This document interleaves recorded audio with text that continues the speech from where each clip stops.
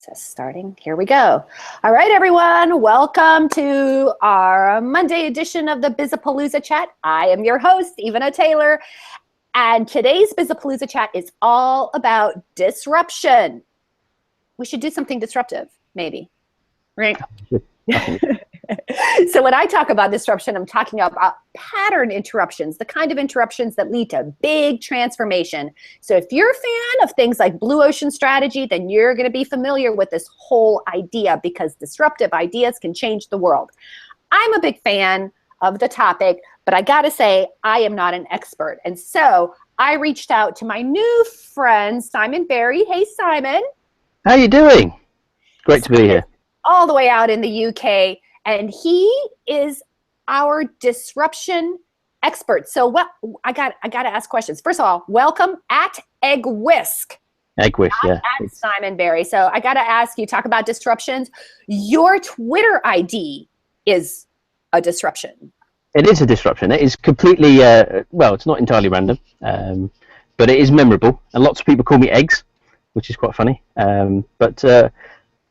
Which is amusing. However, I will actually tell the story. It's not that exciting a story, but I will tell the story about why Egg Whisk.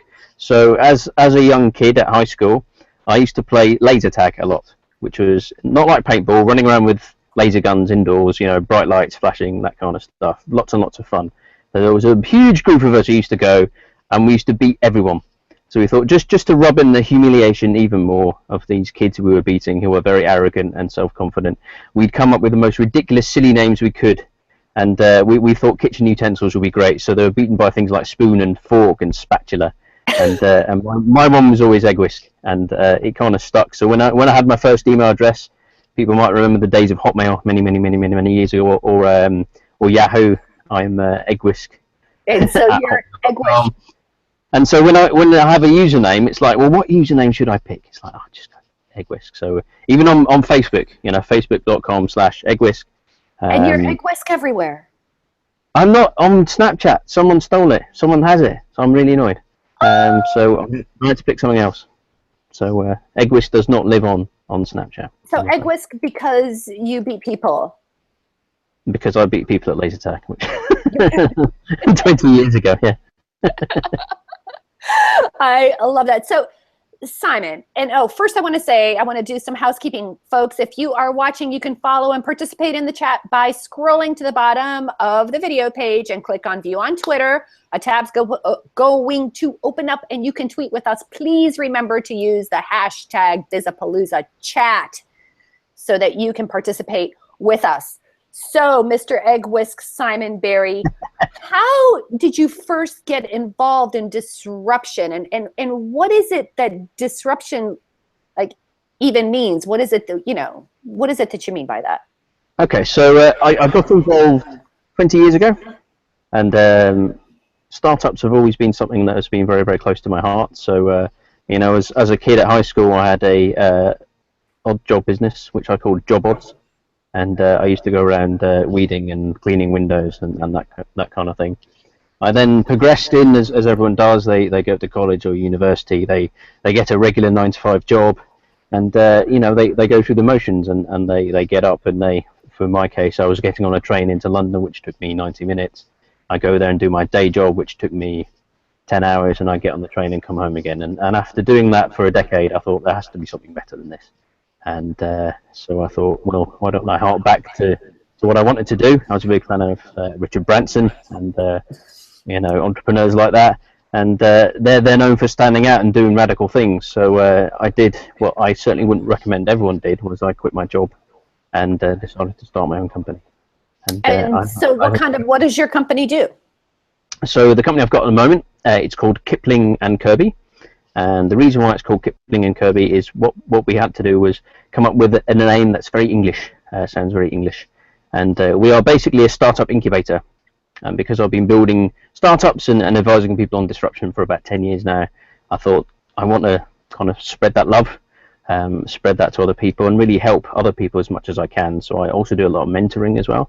But I've partnered up with an amazing founder called Al Tepper. And together we form Kipling and Kirby. If you'll allow me to stretch over one brief second. Yeah, stretch over. Oh, We, yes. we have proper bowler hats as our logo, so that's a very big part of what we do.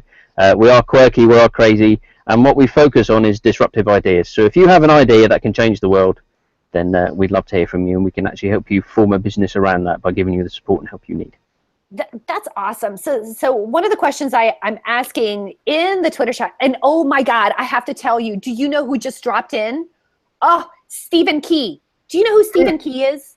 I do not know who Stephen Key is. Stephen Key is a master at taking ideas and licensing them. And he's on the tweet chat right now. Yeah. And I'm going to say, hey, because he is outstanding. He is a master. So, and actually, in one of the videos that I did, he was one of the stars, because that is the next question I have. Let's talk about where ideas come from. And he's just been so expressive. I got to get the video and get the link up there so you can see him, because he's a star. So let's talk about ideas and where they come from. And ideas, a lot of people say are cheap, and I suppose they are.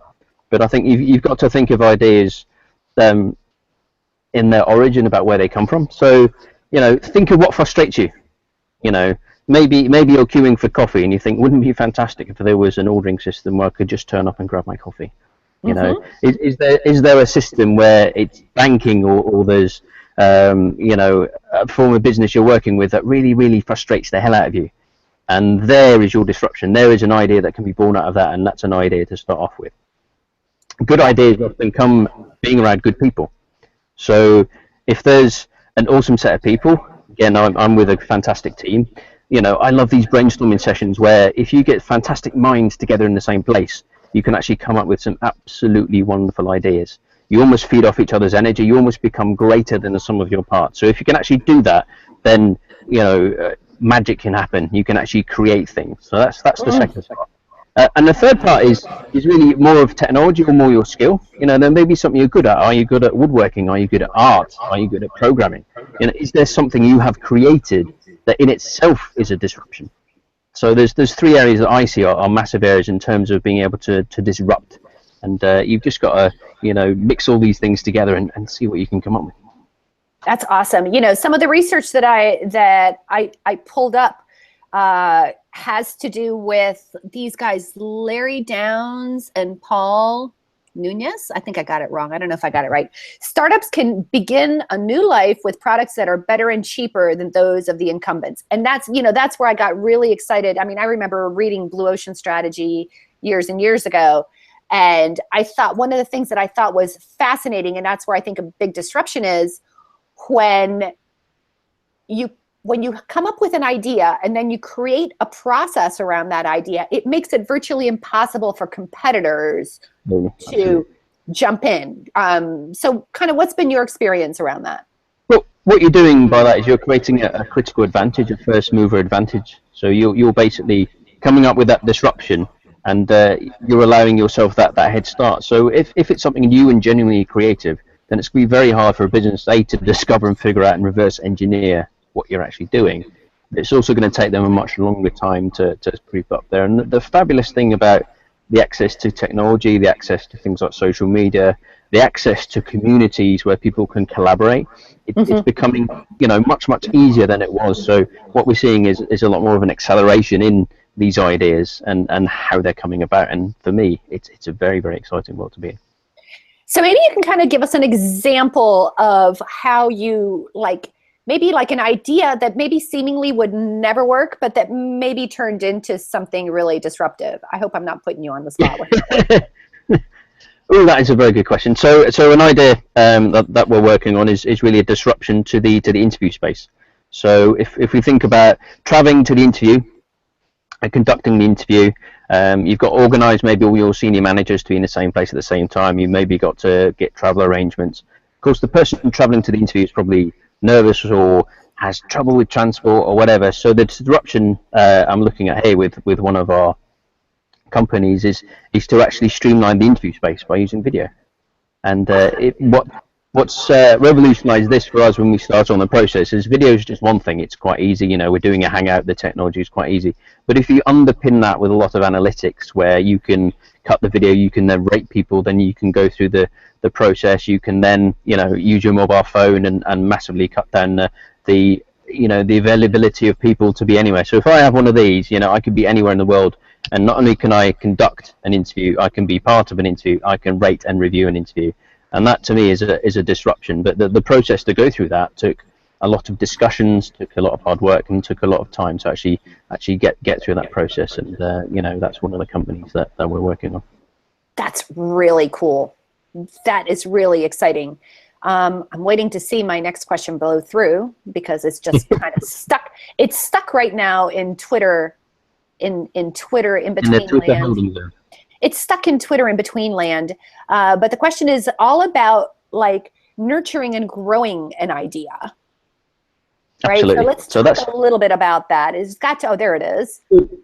So the nurturing of an idea is almost important as the idea. As I said at the top of the chat, then ideas are kind of free. There's a lot of ideas. There's a lot of people who not only innovate ideas, but also iterate on them as well. So the idea, whether you have to go through, whether it's disruptive or not, is really validation. And there are methods to go through. If you have a team, talk to your team. Get their opinion. People will try and shoot you down. People say, "Oh my God, that's an amazing idea." You can go through the point of validation, which is where you try and go externally and validate whether what you're doing is a good idea or not. Sometimes there is a market for stuff. Sometimes there absolutely isn't a market for stuff. So you have to really look outside yourself, because it's very easy when you think you've got the next big thing. I've got the next $1 billion idea. This is going to completely interrupt the world, and without actually going out there and validating it. So talk to your friends, talk to your family, and talk to business colleagues. Get some honest opinion, because often this can take an idea and actually shape it into something that can be greater, can actually pivot into something else, can actually solidify whether it is a brilliant idea, or you might get to the point where you think, actually, this isn't that good idea at all. It's been completely knocked down. It sounded disruptive. It sounded cooler than it was, but maybe I have to move on. And that's all part of the process. The part of the process you have to learn as an entrepreneur is knowing when to take an idea forward, but also crucially when to shut stuff down, and having that feedback loop is incredibly important to do so. That's so good. So it sounds like your big tip is make sure that you talk to people, but not just people who are friendly to your idea, people Absolutely. Who maybe challenge your idea, right? Almost Absolutely. Kind of be the irritant to your idea. Are there some other tips that like help you sort of, should I say, craft an idea? Well, a good idea is also testing. So, if you're a programmer, we talk about a thing called an MVP, minimum viable product. Now, you can go out there and you can do some minimal customer testing. You can actually go out there and validate whether people are going to do that, and you can get some massively crucial feedback, especially on that point as well. So it all rolls around about this generating this feedback loop for you to see whether it is a good idea or not. And that's why it's good in Kipling and Kirby that we have this feedback loop, whether we can validate stuff between ourselves, whether it is a good idea or not. And if we all don't agree, then we don't take it on as a business. So that brings something else to mind, right? So what kind of people do you, because you've got a team, and so you guys are expert at maybe vetting ideas and identifying, that's almost like another question I have, but like, what's the personality mix of folks that you might want to consider to evaluate your idea and see if it's a good opportunity? Well, it's, people as close to the industry as you can. So let's say if it's a brand new transport idea, you don't want to be talking to someone who's in the programming industry. You need to have people who are sympathetic to the idea, but also people who've trodden that path before. If it's a business idea, then you might not want to talk to the 50-year-old CEO who's never changed and probably never will. But you might want to talk to a set of entrepreneurs who are trying to push envelopes themselves, and their feedback is probably more important. So that networking end for me is very important. I spend a lot of time in London, embedded with a networking, meeting other entrepreneurs, and you can bounce ideas around. And I'm working on the latest widget, or I've got this fantastic interview idea, or I've got this fantastic disruption. What do you think? And they might think, or they might think, yes, it's wonderful. But let's talk about one last thing before I send the next question out. What about this whole Steve Jobs thing of like, people don't even know what the hell they want? I mean, and that's the whole point of disruption. It's almost like a great comedian, right? they say something that you already knew, right? And then the next thing you know, you're blown away and laughing, right? Do you know what I'm saying? It's sort of like, I mean, I think Steve Jobs was one of a kind. You know, I think it's very, very rare that someone would come along and can actually forge a path in that way. The actual true path to disruption is much more complicated, takes much more hard work, much more validation, much more talking to people than people realize. So there are people out there who can do it, who can say, you know, I can see the future and this is the way to go forward. But you know, they're more the rarity than the norm. It's not about saying, no matter what, I have the best idea and I will keep plugging away. It's all about, you know, is this the right path? Is this the right disruption? Am I doing it correctly?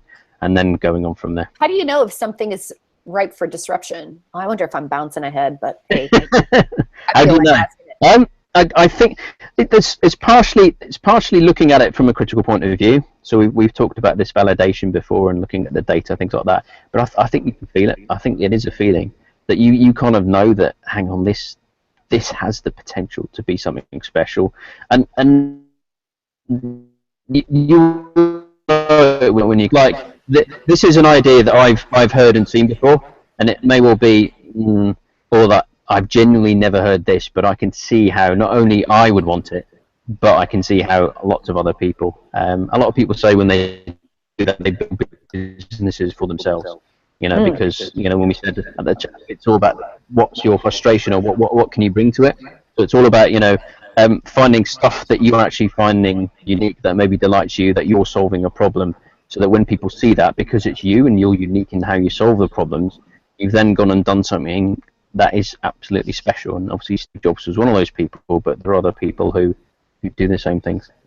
So what is your process for taking an idea and turning it into a business? Do you like parse it out somehow? Do you like identify a kernel? Because, you know, when I think about, now they're coming to me, like, you know, disruptive things today are things like Airbnb. Airbnb did not start out as Airbnb, right? Back to that minimal viable product, right? What is your process for sort of taking that core idea and then, you know, moving to minimally viable, you know, and so on and so on? Yeah, what we do, I mean, to take an idea into a business, you've got to look at the business process, and we talk very much about the entrepreneur and what their motivation is, why they're doing it. Because in terms of how we work with companies, we're very people-centered. So we need to understand, you know, how did you come up with this idea? Why is this idea so important to you? And what drives you to make this idea get out there? And then what you do is you'll uncover the truth that's kind of hidden deep below, hidden behind it. You know, it was, you know, I saw this in my business and I was frustrated. There's a great company working with called Case Study Ninja, and what they do is they create online case studies. So if you're an executive, you've flown halfway around the world, and in your business meeting you need it, you can pick up again your mobile phone, and in the cloud is your brilliantly done case study. And they also, you know, outsource the whole case study process. Now that, when I heard it, it was just amazing, because you get all sorts of internal politics doing case studies, and they can just take all that away. And they are incredibly important for companies to really validate what they do. So I think what you have to do is, in terms of breaking it down, you have to start ideation process on taking down the idea and saying, okay, well, how practically is this going to be worked? How practically is this business going to be built? What are the key foundations of the idea? And is there any way we can knock this down? And that's important, because, you know, looking at it from both sides, from a positive point of view, this is fantastic, this is brilliant. How are we going to implement this? How are we going to take this forward? But also from a negative point of view, you know, is the technology not there? Is it going to be too expensive?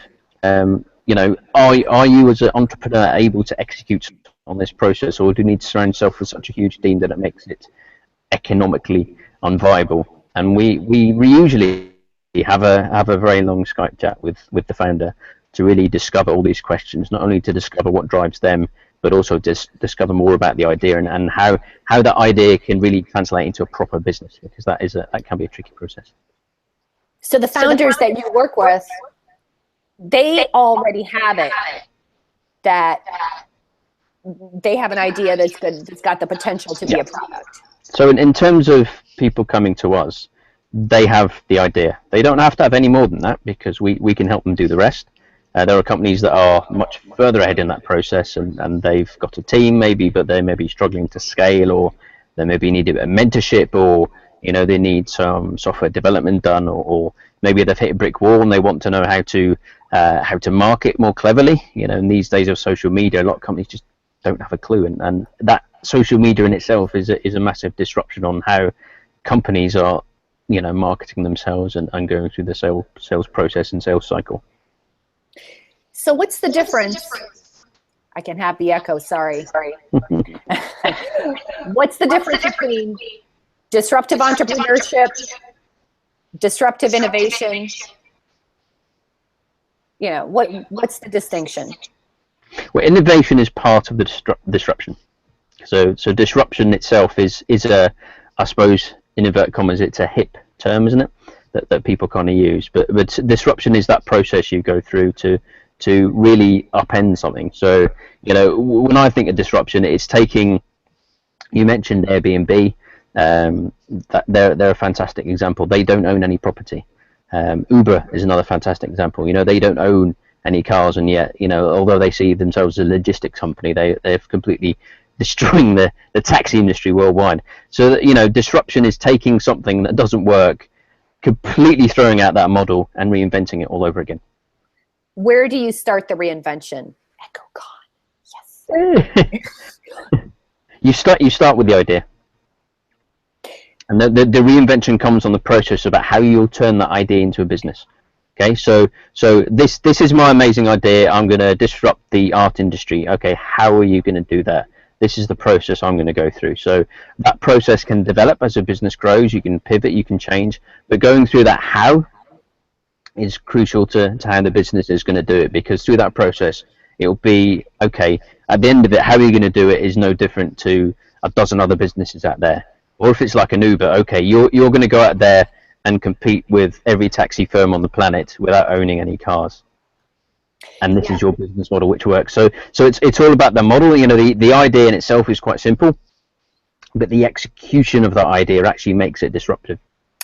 Brilliant, right? Because my friend Michael Roderick from New York says most entrepreneurs are disrupted by default for starting companies that change the way things are normally done. I mean, that's usually the seed of the idea. I want to do something different. Absolutely. Something is missing, or I'm passionate about something. But the important distinction that you made that I really love is, ideas are a dime a dozen.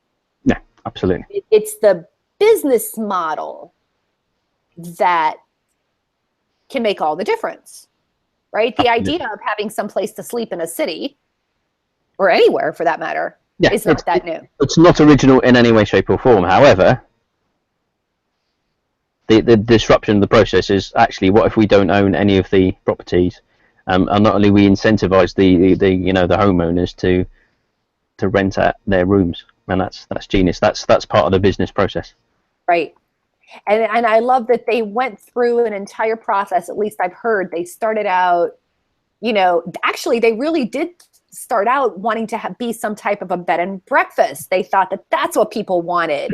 I mean, that's what it means, bed and breakfast, which is that kind of, just easy. Right.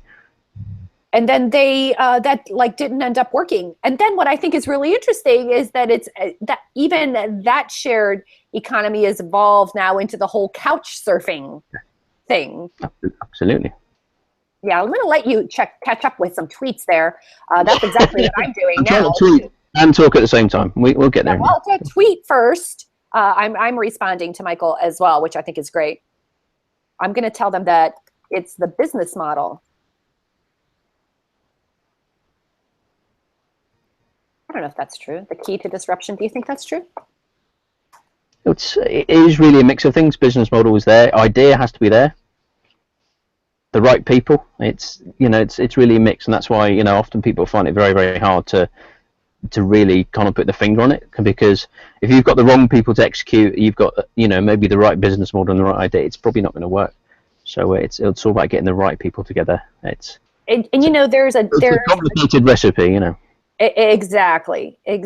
Oh, and actually, I'm going to send this out right now. Oh, I am just amazing. Can I just tell you how amazing I am? Yay! I have timed this thing perfectly, right? So you are a straight man for the next question, which is, what is a disruptive business model? So we talked about the fact that business models are a key in the disruptive business program, abs, whatever concept, I don't even know what to call it, right? But what is a disrupt? Are there like certain kind? I mean, it's things that had never been thought of. That's like a big thought. Well, I mean, you've hit the nail on the head there. It's what's never been thought of, and what I would say, it's something that's uniquely yours.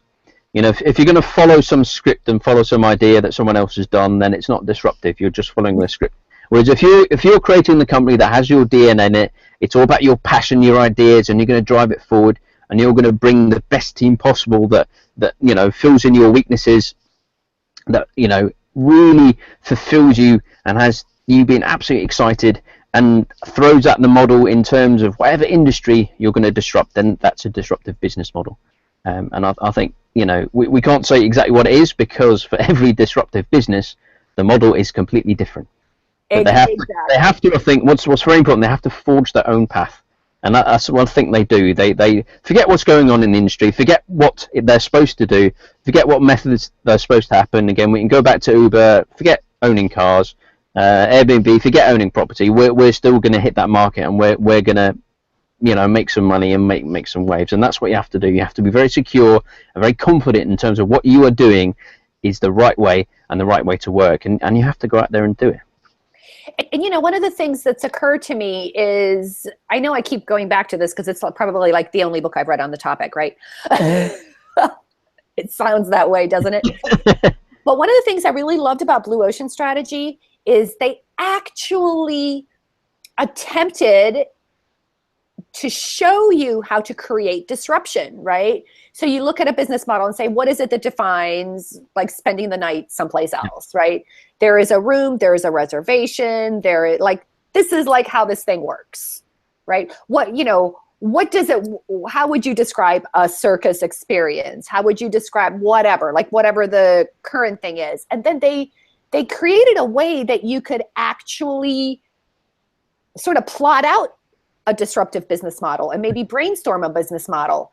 I'm sure there are many other ways of doing this. What are some other ones, since I'm like so shallow and only know one book?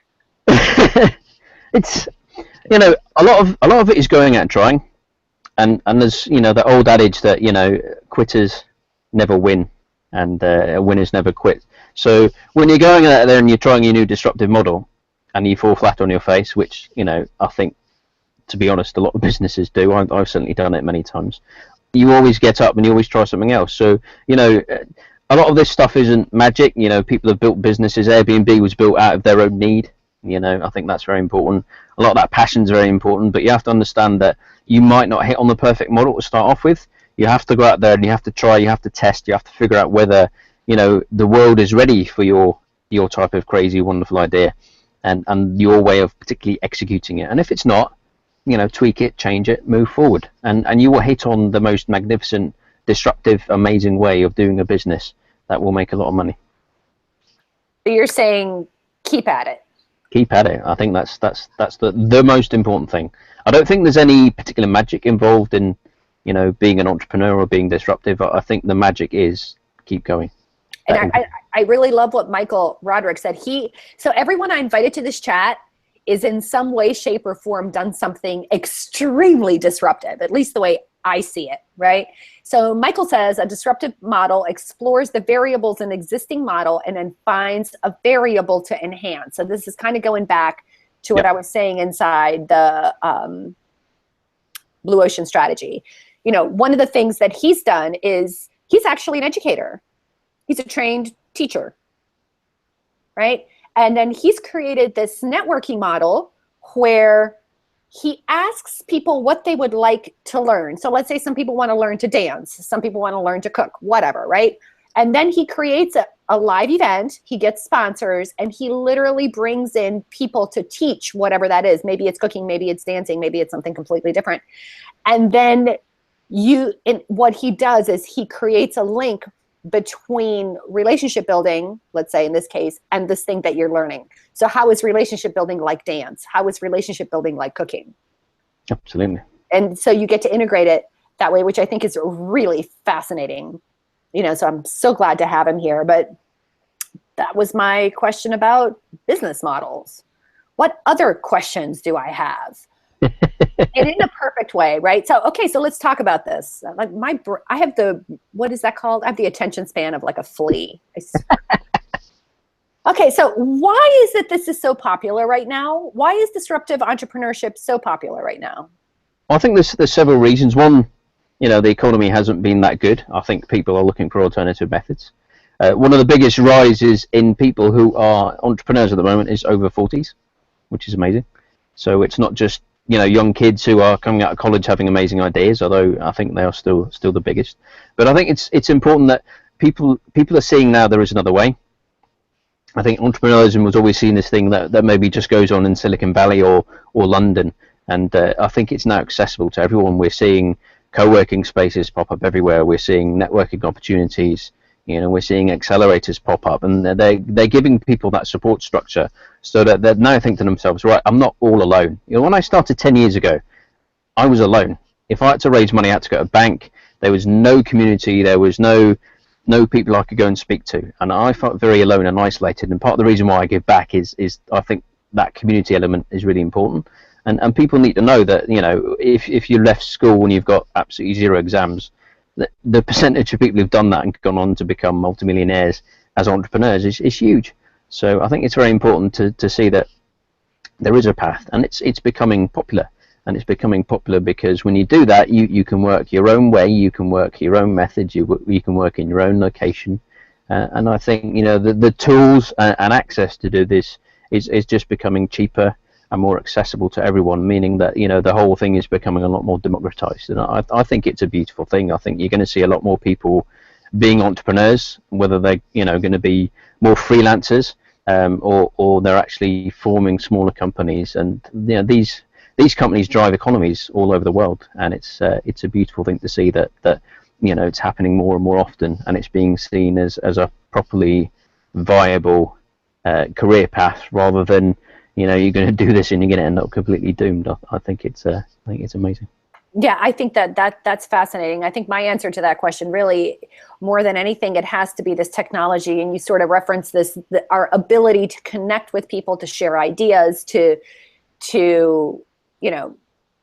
innovate. It's almost like one thing leads to the other, right? Like you were just talking about, yeah, it would be really great to improve the interview process, but if you didn't have a mobile phone, if you didn't have all this cost-effective technology, if we didn't have Google Hangouts, I remember that it wasn't so long ago that one of my clients was actually a company that did, oh my gosh, now I can't remember what this was called.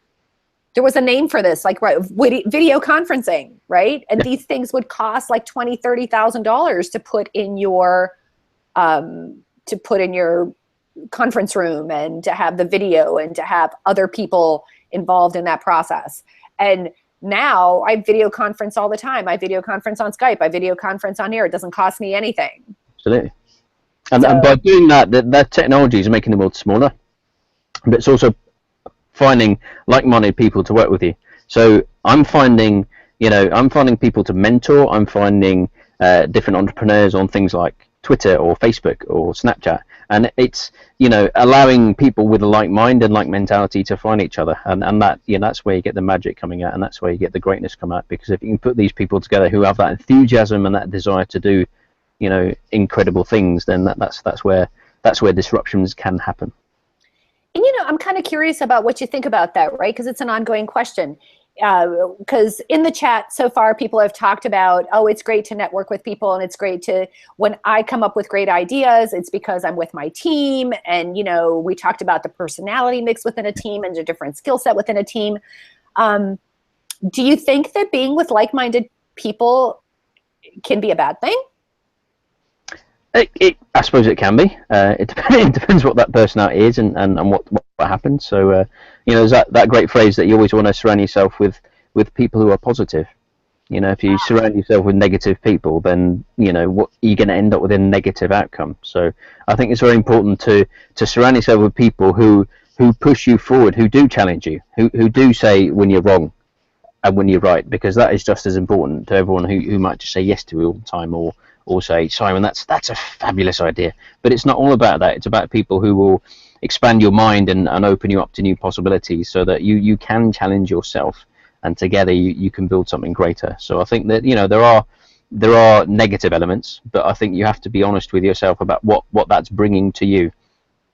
One of the things that occurs to me is that even inside the kernel of the idea, one of my favorite questions to ask when I'm working with small business owners is, what are you committed to, right? Because even in the world of marketing, I'm looking for disruption, but that, again, it's not going to be obvious, and it's maybe they don't have an idea. So sometimes I find a kernel of an idea in whatever their commitment is, right? So and that's why it's important to look for the why and why you're doing it. Because I think so many people focus on the word disruption and what it means, and I want to be disruptive and I want to do something that's different, and that's not actually the important thing. It's what's my passion, what am I aiming for, what am I trying to do. So if it's a business, maybe you want to dramatically improve the relationship with your customers, okay, maybe then you can start looking at the innovative or clever or disruptive ideas behind that. You have to keep going back to the core of what you're doing and why you're doing it, so that when you're actually bringing these things out, you can keep referencing back to those things to make sure you're on the right track. Because a lot of people just get far too excited by the process, get far too excited by, this idea is disruptive, therefore we have to do it because disruption's cool and it's amazing. It doesn't necessarily mean that that's what you need to do. You have to keep checking back to yourself. And that's why I say in the Kipling and Kirby process, when we do get our bowler hats on, we have to make sure that the entrepreneur is doing it for the right reasons. We have to make sure that the passion's there, because what you'll end up with is maybe a disruptive idea, but not a particularly good one, not a particularly business-worthy one. It has to be good for the business, and it has to be done for the right reasons. So that brings us to the next question, which is, how can disruption be destructive or constructive? That's like almost kind of what you were sort of talking around, yeah. Right? Like in a lot of ways, we've been talking about Uber and how they've basically, actually they kind of did both, right? It's destructive in that it sort of destabilized the whole taxi industry. But in a lot of ways, I see the constructiveness of it. Like, I have so many friends that supplement their income driving Uber. Absolutely. I mean, that's a great example. But, with disruptive business models, there can be an impact. If it is changing a business out there and flipping how the business model worked, like Uber or Airbnb, then it can result in other companies going bust. It can result in job losses. It can result in problems. It can affect people and their families, and that's very important. So, there are ways to do it that are massively disruptive and great for the profits of your company, but they can have negative impacts. So, it's better sometimes to grow slowly. Sometimes it's better to grow securely. Sometimes better to grow with heart as well, and do things, even though it's disruptive, then you don't have to make it negatively disruptive. You can go out there and do things in a very different way. So things can be massively negative, and let's be honest, it's business, and businesses go bust and things go up and down, but things can be done in a way, and I think you have to just weigh these things up. And again, I did say before, keep going back to your why and why you're doing it. If your business is to help people and you're basically ending people's jobs, then is that the right thing to do, right? If it's enhancing people's lives, if it's making people's lives better, and it's controlled by big corporations who are just lining their pockets, and you're basically disrupting it that way. I particularly like what's happening in the banking industry in the UK so far. So we've normally had the same 4 banks forever, but now we're getting way more banking licenses, and I can now bank on my mobile phone, and I could do my banking in a way that I like. That's massively disruptive, and it's nothing to do with the big banks who charge way too much anyway. Now, that's not harming anyone, but it's an example of a big disruption for the financial services industry. It is, and it kind of brings to mind what Michael was talking about, which is where there are lots of banks that are brick and mortar banks who may market themselves based on the relationships that you have with your banker, the fact that there are people there, and then now you have these other folks who have really turned up the volume on convenience. Yeah, and they're using technology. They're all app-based, so they don't have any bricks and mortar. They don't have any staff to pay from front of house, and I use several, and I think they're brilliant. Yeah, exactly. I think that's a wonderful point. So leader of the lemurs, you got to love that name, right? Says disruption doesn't truly destroy, but instead creates a shift in mindset.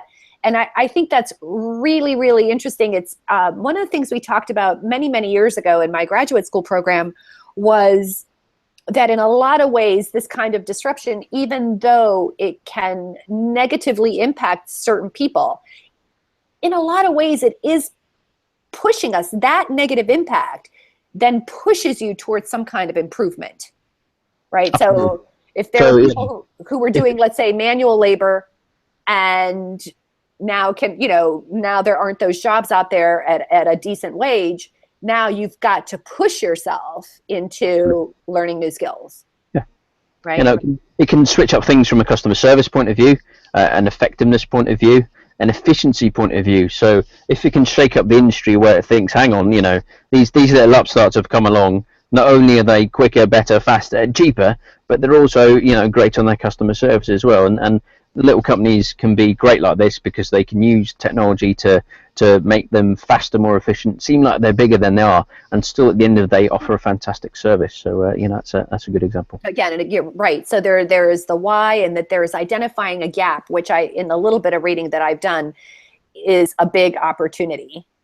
Oh, that's very funny. Very funny. The other question I had is, and I'm not sure if it is a moot point or not, is how does disruptive entrepreneurship, how does disruption drive innovation? Maybe that's sort of like maybe another take on what I was talking about earlier. So in terms of disruption driving innovation, I think we covered this slightly before, but innovation is part of this disruptive process. So to come up with your idea is an innovation in itself. To come up with your business model is an innovation in itself. But it has to have a lot more to it than that. Again, we talked about the passion, we talked about the ideas, we've talked about forming that team around yourself, which is vitally important. And it's almost like a recipe. If you get that magic together, you can almost feel it. You can almost feel that happening, and you can say, yeah, we know we're on the right path. So innovation, for me anyway, is part of that disruptive process. So innovation will be pushed on, will be pushed forward by that disruptive process, because if you're coming up with new ideas, you're coming up with that, then when you're going to go through that process of creating your product or creating your business model, that in itself will be innovative and will be a way of going forward in a very smart way. Awesome. That answers that question. My head is just swimming. We've had so many comments here. Anna says, when we ask about how can disruption be destructive, it says it does both, destructs established industry norms and constructs new ways of doing things. Very good. All agree on that. Technology is the only enabler, says what? Ihsan? I am sorry if I'm totally butchering your name. Tech is the only enabler to be meaningful. We've got to go beyond technology, psychology, and sociology. What do you think about that? I don't agree that technology is the only enabler. At the end of the day, technology is a tool, and having those tools is important. And technology can allow you to scale a bit better. But at the end of the day, it's people that are behind it. And if you don't have the right heart and the right motives and the right methods behind what you're doing, then it can be pretty destructive.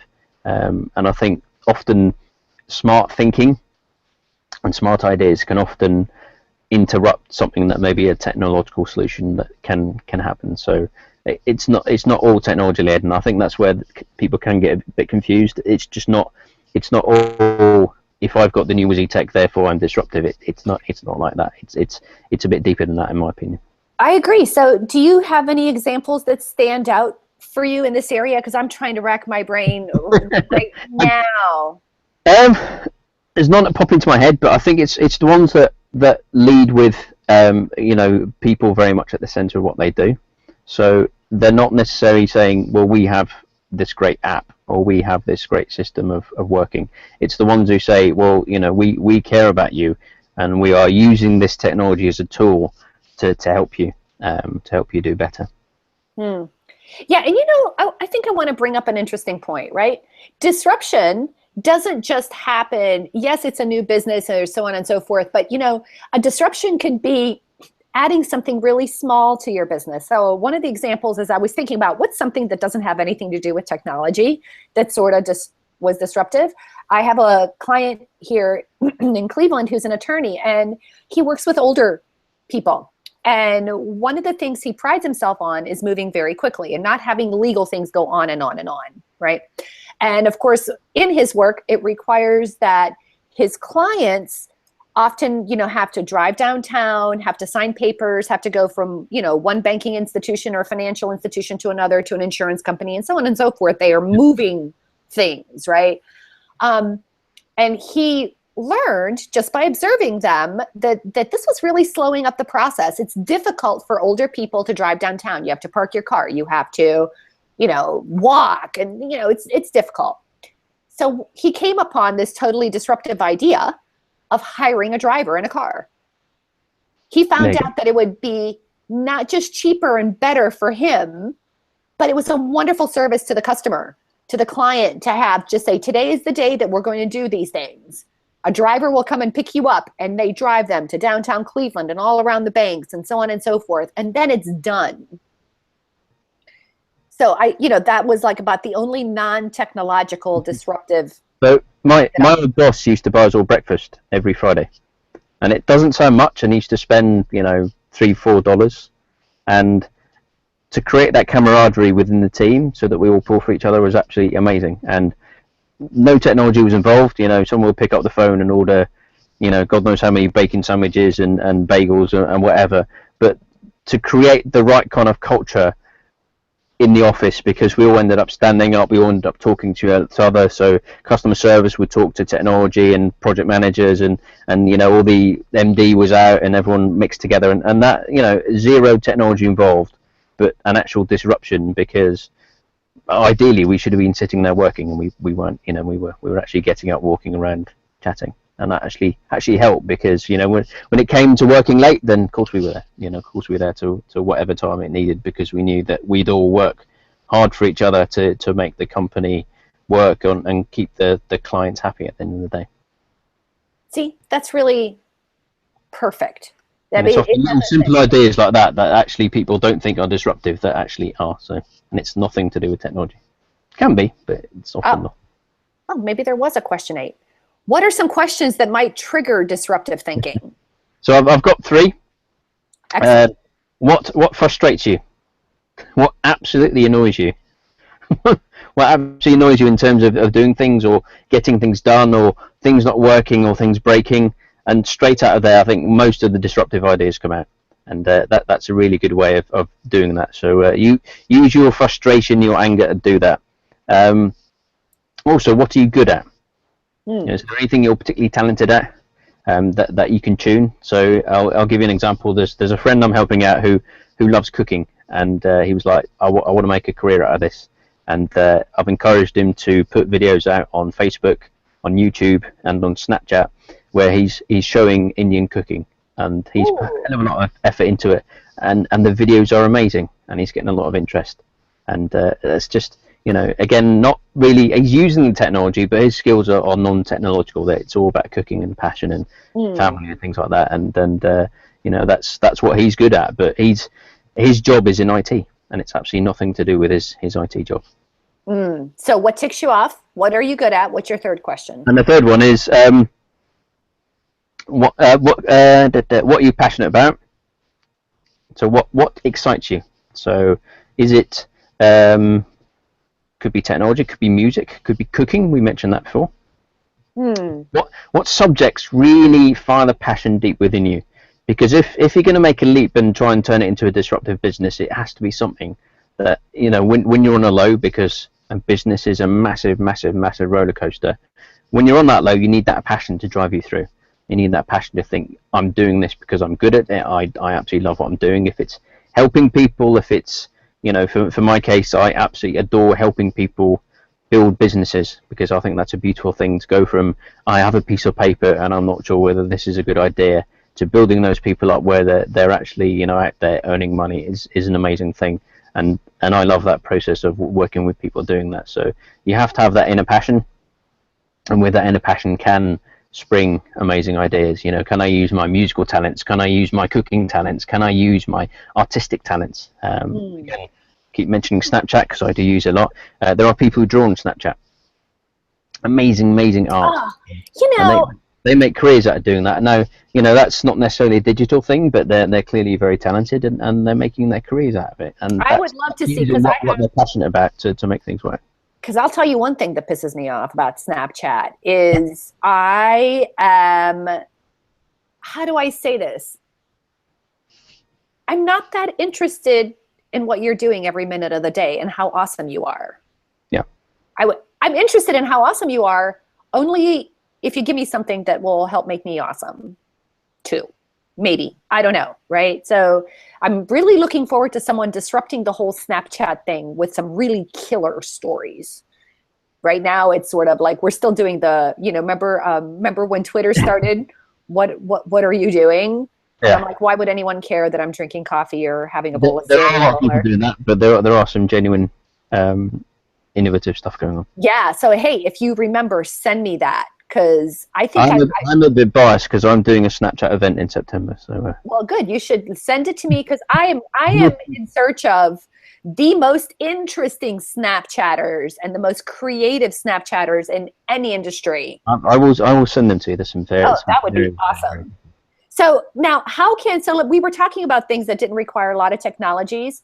But let's kind of maybe you mentioned case studies. Let's kind of talk some things through. Like, how can a small business owner with not a lot of resources leverage just, you know, but, you know, small business owners, you have one hat, they're wearing like 15, right? Ebola and maybe a bullfighter hat or like, you know, a balloon hat. I don't know. But, you know, I don't think that these folks have time for disruptive thinking. They know that they don't have time. They want to have time. You know, what kind of advice would you give them? Yeah, so I think it is, you know, especially when you've got a small business, you're right, you wear multiple hats, maybe including Ebola, or maybe not. But I think you have to decompress, and I think there is that time away. I think that's very important. But also, there is access to other people. A company I know has taken on a lot of interns, which is great for college people who want experience. The company's costing them very little. They give them very repetitive jobs, which is freeing up the senior management to focus on that blue sky thinking, to focus on those innovative ideas. Because when you're management in the company, that's what you need to focus on. You need to focus on how do we get to that next stage? How do we push things further? How do we get bigger? And that's very important. If you're literally focused on doing the day-to-day, then you're just fighting fires. It's very important to kind of often step away and do that. So you know, you need help really, and technology can help. The technology can massively streamline how you do things. Getting external help can massively streamline how you do things. So you know, you could get, let's say, a junior salesperson in for 5 days a week who is just learning how to do sales, and they'll probably do an okay job. Or you could get a very experienced salesperson in for maybe 1 day a week who might be able to do 10 times the work. And there's the leverage there. So there are smart things you can do to actually, you know, get your business further for not that much a price, and also gain you the critical time to do it. So if you could bring in some expert advice, whether it's someone you know or someone you can hire in, or someone you could give a bit of equity to or whatever, then there's some smart things you can do to move things forward. And I love what Michael Roderick says. Anyone can invite someone from a different industry to give them feedback and brainstorm. It costs nothing. And I think that's absolutely great advice, because now you're going into and you can adapt what other industries are doing and use it for your own business. You know, I mean, have you ever noticed that? It's sort of, there are some really awesome ideas out there that are maybe standard in one industry, but when you implement them in your industry, would be completely disruptive. Absolutely. And that's why we look at that feedback and we look at that process loop, because if you're asking other people, you might think, oh, hang on a second, that's a fabulous idea, or that's a great idea to go to market, or that's a great idea to sell my product, or I never thought of taking it into this industry. So I've done it in Kipling and Kirby, where we've had an idea, it's genuinely disruptive, but then one of us has said, well, this would also work in this industry, and this would also work, you know, in the third world, helping people out do something, you know, have a revenue stream in a very innovative, clever way. And we've gone, oh my God, that's amazing. So often, you know, having that completely different experience from everyone else actually can massively enhance your idea. Exactly. I love that. What are you, okay, I got it. And how can you use your talents to make things better? I see, I like that. There's been some awesome conversation on here. I like that Susan Danziger, I got to tell you about Susan. She runs a video app. I'm afraid to say platform is probably a better term, that allows you to collect video from user-generated content. And that was something I was interested in, and that's how I ran into her. So one of the things that she says, do as much as you can without investors to prove your idea. So do you work with investors? How do you work with investors? What are your thoughts on that?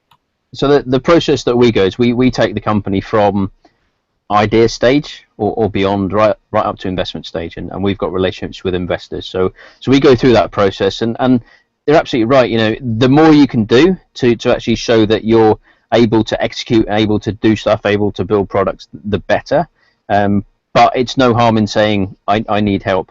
In fact, it's often better sometimes to say, rather than trying to do everything, trying to wear too many hats, actually putting your hand up and saying, look, I need a bit of help with maybe sales or marketing or my product strategy, and then going out and seeking those bits of advice to help you make the business better.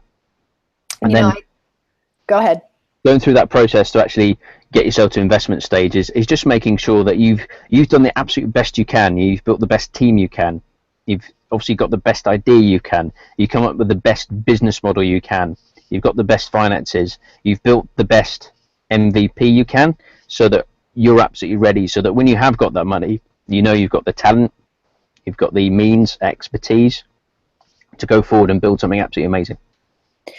So, you know, one of the things that I've noticed is that, when, we watch a lot of Shark Tank here in the United States. And one of the things that's really astounding, although it is sort of like semi-reality television, so it's, to some degree it's scripted. I'm almost astounded at how many people they bring in who maybe haven't sold a lot. And a lot of these guys, they don't want to give their money. They, and today happens to be Guy Kawasaki's birthday. And one of the things that he says is,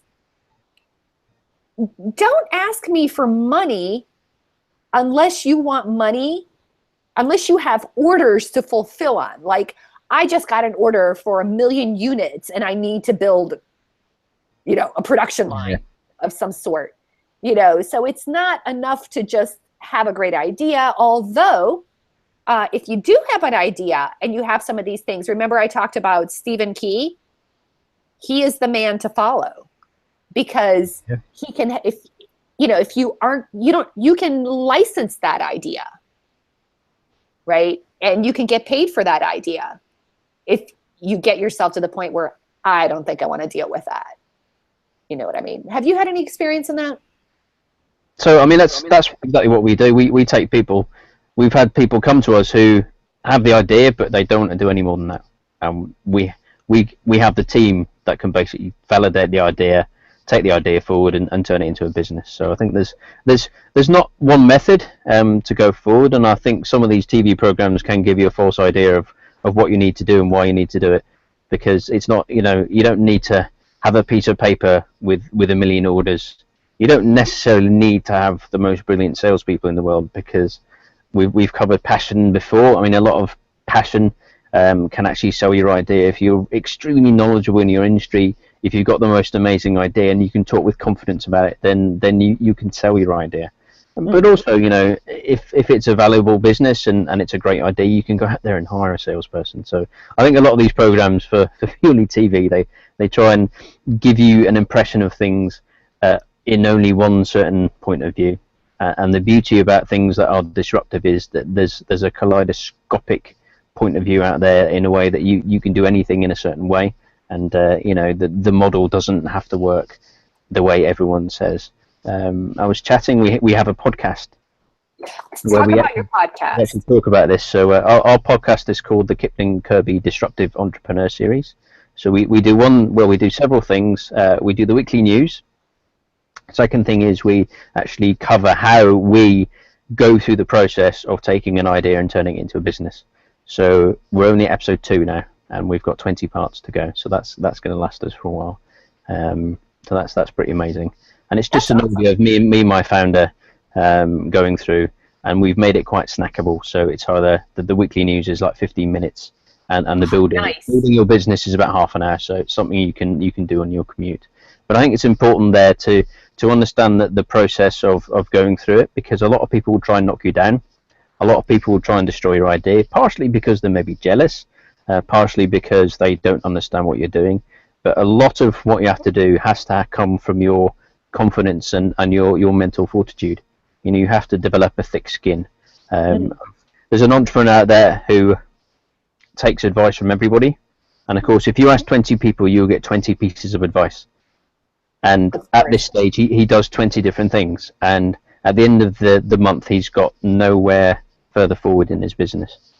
And what you have to do, you have to take it from internally and say, okay, maybe out of those 20 pieces of advice, there's one that resonates with me. I'll do that. Or maybe I will just ignore all those 20 pieces of advice. I will go forward as I see fit.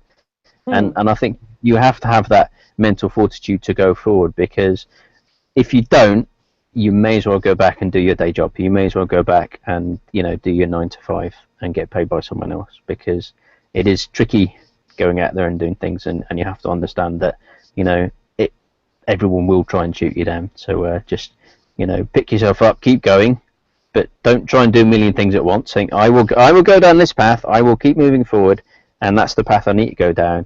And even though I've taken lots of advice, I will go this route.